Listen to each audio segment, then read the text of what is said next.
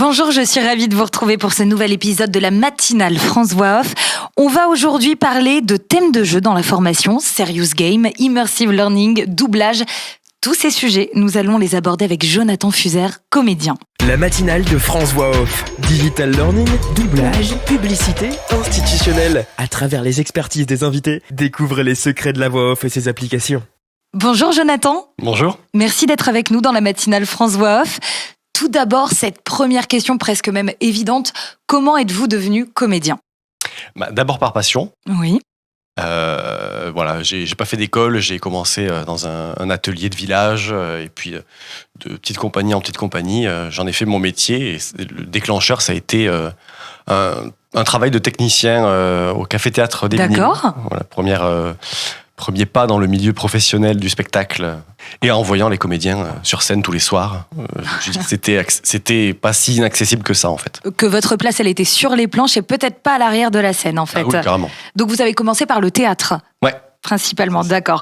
Vous avez toujours baigné un petit peu dans ce milieu tout en essayant différents domaines. On en vient d'en parler avec le côté technique. Ouais.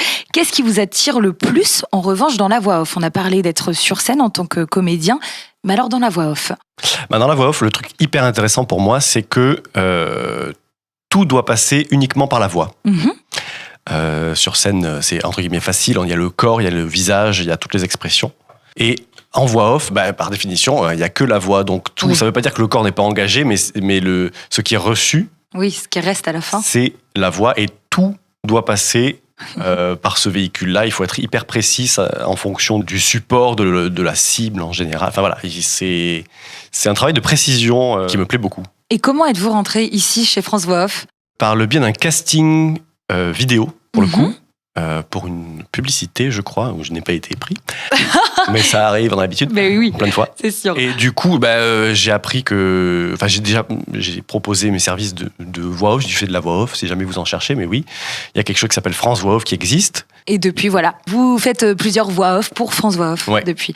Alors, on va parler d'une chose, je me suis un petit peu renseignée, que vous aimez beaucoup normalement, c'est le serious game. Qu'est-ce que c'est, Jonathan ? Dites-nous. Alors, le serious game, c'est beaucoup utilisé pour des supports, presque exclusivement, des supports de formation D'accord. interne aux entreprises, par exemple. Mhm. Et c'est... comment je pourrais définir ça ? C'est un jeu où il y a des personnages incarnés Mhm. et l'apprenant qui est devant son ordinateur a face à lui des scènes virtuelles, en fait, avec des personnages, la plupart du temps, virtuels, modélisés. Oui. Et il joue avec le personnage, c'est-à-dire il y a une situation, on va lui poser une question, il va y avoir plusieurs réponses possibles et la personne va devoir trouver la bonne réponse, mais le tout est servi par des personnages. D'accord. Et donc, vous faites les voix de ces personnages. Et donc, voilà, notre rôle, c'est de faire les voix de ces personnages parce que la plupart du temps, c'est des voix synthétiques qui sont livrées à la base. Oui. Et pour que l'apprenant reste Concentré. concentré, aussi, ouais. impliqué, qu'il ne s'ennuie pas, il vaut mieux avoir une voix naturelle et jouée plutôt qu'une voix très mécanique qui enlèverait peut-être le côté immersif. Très bien. Jonathan, dernière petite question qui va peut-être vous embêter, c'est le doublage. Comment ça se passe quand on est comédien et qu'on veut faire du doublage ? Bon, c'est très compliqué. Tout se fait quasiment exclusivement sur Paris. Pour ce qui est du doublage de séries, de films, tout ce qu'on voit à la télé, quand on allume la télé, tout ce qui est en français, c'est des grosses boîtes qui font ça à Paris. Donc c'est très compliqué, c'est un milieu fermé pour l'instant. D'accord. Donc ça se fait essentiellement par relation, ce genre de choses. Et imaginez-vous, là, quand vous devez vous rendre un casting de doublage, comment ça se passe ? Pour tous les peut-être futurs comédiens, doubleurs qui nous écoutent. On vous montre une scène à doubler, on vous la montre en VO. Oui. Donc, premier visionnage, en général, il n'y en a pas beaucoup. Vous regardez une première fois. Il faut déjà s'imprégner du personnage qu'on va devoir doubler, de son rythme, du placement de sa voix éventuellement. Et vous avez ce qu'on appelle une bande rythmo, c'est-à-dire que vous avez le texte traduit et adapté labialement, normalement, pour que le français colle au mouvement des lèvres de l'acteur qu'on voit sur l'image. Qu'on voit sur l'image. Donc, en anglais, en espagnol, voilà. Et vous en avez déjà fait, donc, du doublage ? Alors, j'en ai fait, mais pas sur bande rythmo, ce qui est quand même vachement plus compliqué. C'est ce que j'allais me dire. La bande rythmo, tout est, ça avance, il faut se caler rythmiquement sur la bande qui défile et en même temps sur l'image, ce qui est quand même un exercice compliqué. Donc, il y a autre chose que la bande rythmo ? Tout simplement, vous avez l'image avec les sous-titres. Oui. Et c'est presque en connaissant par cœur le texte et en connaissant par cœur la scène, on regarde le personnage, on se dit là, il faut que je dise ça comme ça, là, ça comme ça. Et la difficulté, c'est quand le texte n'est pas adapté labialement. Donc des fois, il y a des phrases en français qui sont bien plus courtes que l'anglais. Oui. Donc là, c'est à nous d'adapter notre rythme pour que la phrase commence quand la bouche du personnage s'ouvre et se termine quand sa bouche se ferme. Oui, donc ça peut donner aussi des longues prononciations. Peut-être. Exactement, comme ça. Quand on est comédien, Jonathan, on est soumis aussi à une chose, vraiment, c'est le stress. Est-ce que vous avez, vous, un petit exercice justement pour gérer ce stress ?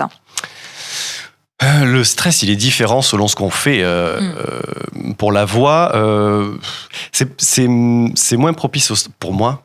Moins propice au stress parce qu'il n'y a pas de public. Enfin, on a juste le technicien qui est avec nous, le directeur artistique éventuellement. Il faut bien s'entendre avec eux. Oui. Par contre. Il faut bien s'entendre, il faut bien se comprendre.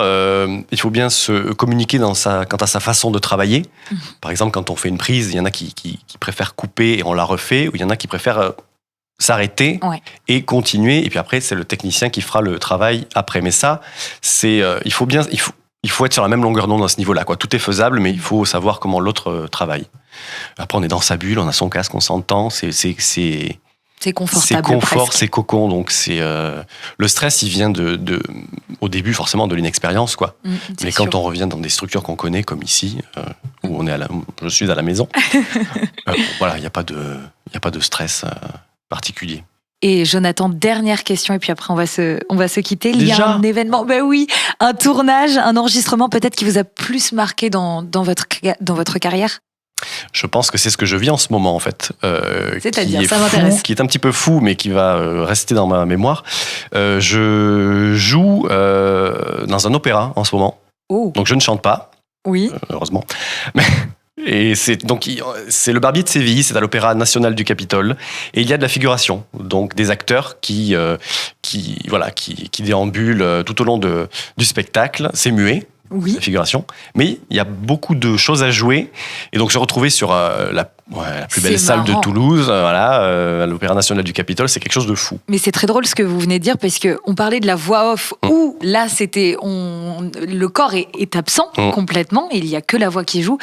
Et dans ce cas-là, c'est muet, il n'y a que le corps. C'est ça. Ah oui, là, c'est sûr. La voix, elle est au chanteur. Vous êtes un comédien complet, en fait, on peut dire, Jonathan.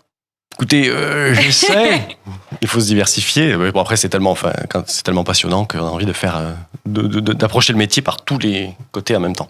Écoutez, Jonathan, c'est tout ce que je vous souhaite en tout cas pour la suite de votre carrière. Merci d'avoir passé ce moment avec nous. Et puis, j'espère à très vite. J'espère aussi. Et puis, nous, on se retrouve très vite pour un prochain numéro de la matinale France Voix Off. La matinale de France Voix Off. Digital learning, doublage, publicité, institutionnel. À travers les expertises des invités, découvrez les secrets de la voix off et ses applications.